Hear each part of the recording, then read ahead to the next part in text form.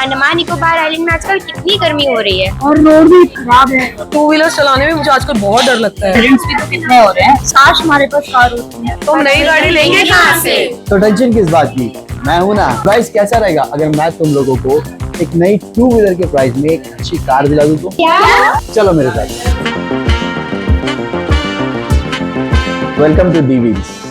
हमारे पास more than 50 to 100 vehicles है। अब जितने भी ब्रांड बोले, हर ब्रांड का मेरे पास 1 से लेके 5 व्हीकल्स अवेलेबल है। कि आपका बजट क्या है, मैनुअल देख रहे हैं या ऑटोमेटिक देख रहे हैं, या पेट्रोल पे देख रहे हैं या डीजल पे देख रहे हैं, हर कोई व्हीकल बिल्कुल टेस्ट ड्राइव कर सकते हैं। हमारा से जो भी गाड़ी लेंगे आप विद इन 7 डेज के अंदर एक्सचेंज भी कर सकते हैं। अगर आप हमारे से कार लेते हैं तो विद इन 2 years 3 years के बाद आप हमारे को बेच भी सकते हैं। हर व्हीकल पे आपको हमारा लोन फैसिलिटीज भी अवेलेबल है। हमारा व्हीकल एक्सटेंडेड वारंटी के साथ भी आता है। वाह, मुझे तो टोयोटा चाहिए। मुझे तो टाटा। मैं तो Hyundai में जाऊंगी। मैं तो Mahindra. You know where to find the best.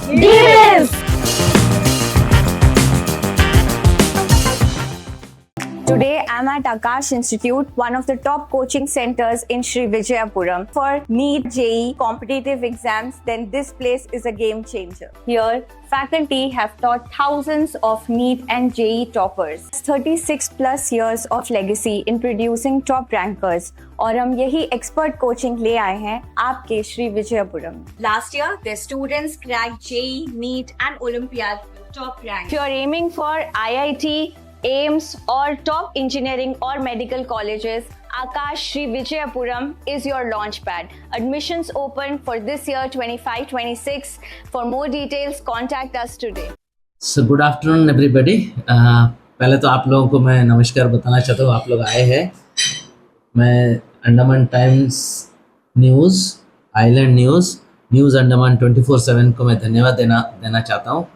आप लोग का माध्यम से मैं अंडमान निकोबार के द्वीपवासियों को भी मेरा नमस्ते बताना चाहता हूँ। आज अभी का जो टॉपिक है वो है बेसिकली, आप लोगों को पता होगा कि कुछ दिन पहले एक बच्ची ने JNRM का वॉशरूम के बारे में एक वीडियो क्लिप डाले थे।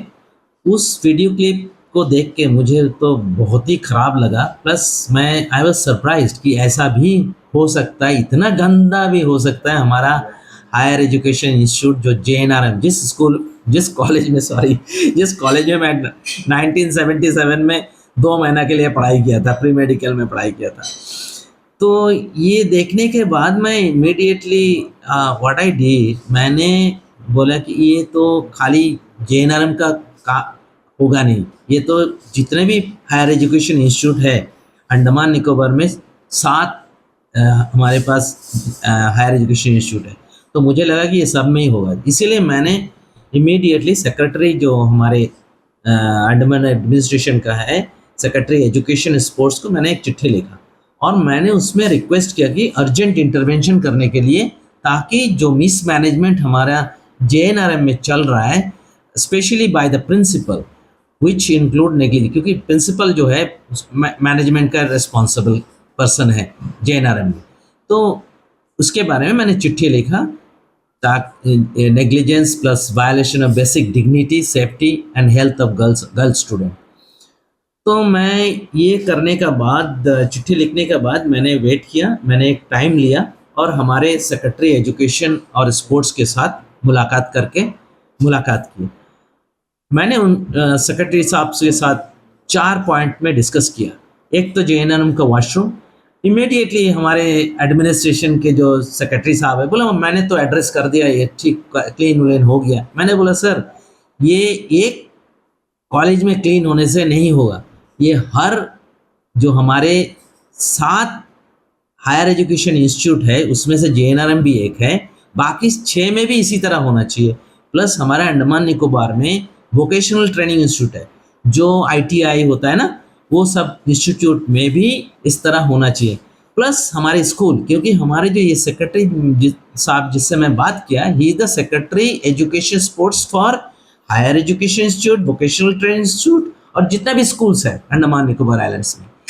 तो फिर बोले कि हमने ऑलरेडी इंस्ट्रक्शन दे दिए हैं, तो हम इसका ऊपर काम कर रहे हैं और हम लोग देख रहे हैं। मैंने बोला देखने से तो सर होगा नहीं, क्योंकि इसमें प्रॉब्लम ये है कि हमारे हायर एजुकेशन इंस्टीट्यूट में कोई रेगुलर प्रिंसिपल नहीं है। अगर कोई रेगुलर प्रिंसिपल नहीं रहेगा तो कौन उनका बात सुनेगा, क्योंकि वो एक्टिंग प्रिंसिपल रहेंगे या फुल टाइम प्रिंसिपल नहीं है तो अथॉरिटी नहीं रहेगा। तो मैंने बोला कि आपको तो इस आज मैंने मिलना है, ये तो एक एक्सक्यूज था कि मैं इस तरह देखा था, लेकिन आपसे मैं ये बताना चाहता हूँ कि ये हर इंस्टीट्यूट में आपको फुल टाइम प्रिंसिपल होना जरूरी है। तो I mean he was very nice, he was very positive. तो बोल रहे हैं कि JNRM के लिए हम लोग फुल टाइम प्रिंसिपल अपॉइंट कर रहा है, जल्दी ज्वाइन माने अपॉइंटमेंट हो जाएगा। तो मैंने बोला और बाकी कॉलेज में भी होना चाहिए, तो 6 कॉलेज में भी होना चाहिए प्रिंसिपल्स, फुल टाइम प्रिंसिपल्स। तो बोले कि UPSC के थ्रू हम लोग कोशिश करेंगे। तो मैं इसलिए बताना चाहता हूँ ये सब इन्फॉर्मेशन, क्योंकि एजुकेशन और हेल्थ सेक्टर जो है ना, आम आदमी पार्टी के लिए मेन सेक्टर है जो आम आदमी कॉमन आइलैंडर सफ़र कर रहा है। स्पेशली एजुकेशन सेक्टर के बात मैं अभी कर रहा हूँ। तो मैं ये बताना चाहता हूँ आप लोग का माध्यम से कि हमारे हायर एजुकेशन इंस्टीट्यूट में फैकल्टी मेंबर्स नहीं है, उनका इंफ्रास्ट्रक्चर का कमी है, उनका अब जैसा वॉशरूम का बात आप लोग देख ही लिए, तो ये बहुत सारा कमियां हैं जो चीज़ को हमारा एडमिनिस्ट्रेशन को एड्रेस करना है ताकि ये सारा चीज़ को फुलफिल करे। तो फिर मैंने सेक्रेटरी एजुकेशन से मैं ये भी बात किया। अभी रिसेंटली 13 फैकल्टी मेंबर को अपॉइंट किया है एनकॉल में। एनकॉल एक और कॉलेज है, जनरल कॉलेज, जिसमें फैकल्टी मेंबर्स आए हुए हैं और इन लोग सभी का अपॉइंटमेंट हुआ UPSC से। मैं इसके लिए थैंक्स बताना चाहता हूँ एडमिनिस्ट्रेशन को। लेकिन इंटरेस्टिंग बात क्या है कि जितने लोग ज्वाइन तो किए हैं, लेकिन कुछ फैकल्टी मेंबर जो JNRM से आके टीचिंग करवा रहे थे अनकोल में, उन लोगों को 10 साल से उधर ही पड़ा हुआ, उन लोग अभी तक पेरेंट डिपार्टमेंट में नहीं गए। तो आप लोग सभी को पता होगा, अगर 3 साल से ज़्यादा कोई एडमिनिस्ट्रेशन में स्टाफ्स को अपॉइंट करके कंटिन्यू नहीं रखते अनलेस बहुत इमरजेंसी, हमें तो 10 साल से ज़्यादा है। तो मैंने एडमिनिस्ट्रेशन को ये बताया, मतलब सेक्रेटरी साहब को ये बताया कि जो लोग 10 साल से ज़्यादा से है उन लोग को तो वेस्टर्न इंटरेस्ट रहेगा, तो they need to be bring back to their parent department. तो सेक्रेटरी साहब एश्योर्ड मी कि इन लोगों को हम दूसरा कॉलेजेस में हम रोटेशन में ट्रांसफ़र करें। बोले वही चाहिए, क्योंकि अगर कंटिन्यू करेंगे तो उनको उनका जो एक्चुअली यूटिलाइजेशन नहीं होगा। तो ही एग्रीड ऑन दैट। फिर मैंने चौथा पॉइंट जो उससे साथ डिस्कस किया है वो है डीम्ड यूनिवर्सिटी। आप लोगों को पता है कि डॉक्टर मलिक जब इंडिविजुअल कैपेसिटी में, जब आम आदमी पार्टी ज्वाइन नहीं किया, तब से मैं अपोज कर रहा हूँ कि ये नहीं होना चाहिए अंडमान निकोबार में। लेकिन आपको क्या बताएं, मैं बहुत ही मैंने आई फील सैड कि ना हमारे कांग्रेस का एक्स MP जो अभी जेल में है और जो अभी प्रेजेंट MP जो तब एक्स MP थे, ना कोई अपोज नहीं किया। तो मैं अभी भी उसको अपोज करता हूँ। तो मैंने पूछा है कि सर अभी इसका स्टेटस क्या है। बोले कि policy decision already been taken, means policy decision हो चुका है और हम लोग अभी इम्प्लीमेंट कर रहे हैं। मैंने बोला sir let me tell you one thing कि अंडमान निकोबार एडमिनिस्ट्रेशन ने, मैंने हाईलाइट किया उनको कि द प्रोसेस दे यूज्ड, ये पॉलिसी डिसीजन आने से पहले हमारे एडमिनिस्ट्रेशन ने जो कंप्लायंस रिपोर्ट भेजा है यूनिवर्सिटी ग्रांट कमीशन को, that was send in A untrue manner, वो फैक्ट नहीं था। मैं आपको माध्यम से ये बताना चाहता हूँ कि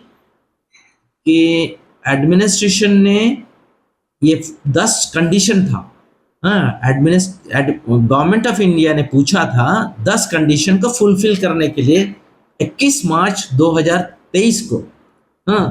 लेकिन एडमिनिस्ट्रेशन क्या किया, इमीडिएटली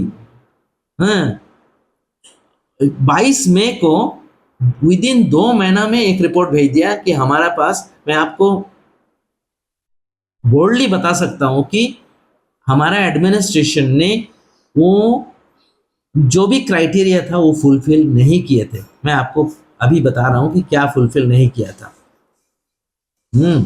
जैसा कि ये खाली हमारे डीम्ड यूनिवर्सिटी के साथ नहीं है, मैंने लेकिन ये चीज हमारे सेक्रेटरी सर को बोला कि यहाँ से एक कुक रिपोर्ट भेजा गया था, कंप्लायंस रिपोर्ट, जिसमें यूनिवर्सिटी ग्रांट कमीशन को और आज के दिन में पॉलिसी डिसीजन के लिए कंफर्मेशन मिल गया। मैं एक एग्जांपल दे रहा हूँ, इन लोगों के पास रिक्रूट, उसमें एक कंडीशन मैं बता रहा हूँ आउट ऑफ 10, जिसमें बोलते हैं कि recruit faculty with the requisite qualification at the main campus and constituent unit.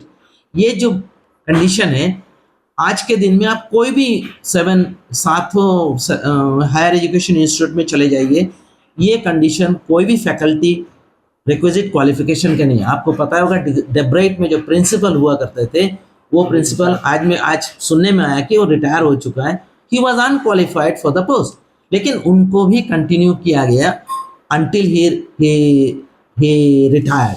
और तो हमारे पास ट्रू एग्जाम्पल है कि किस तरह cook compliance report Andaman Nicobar administration ने यूनिवर्सिटी ग्रांट कमीशन को भेजा।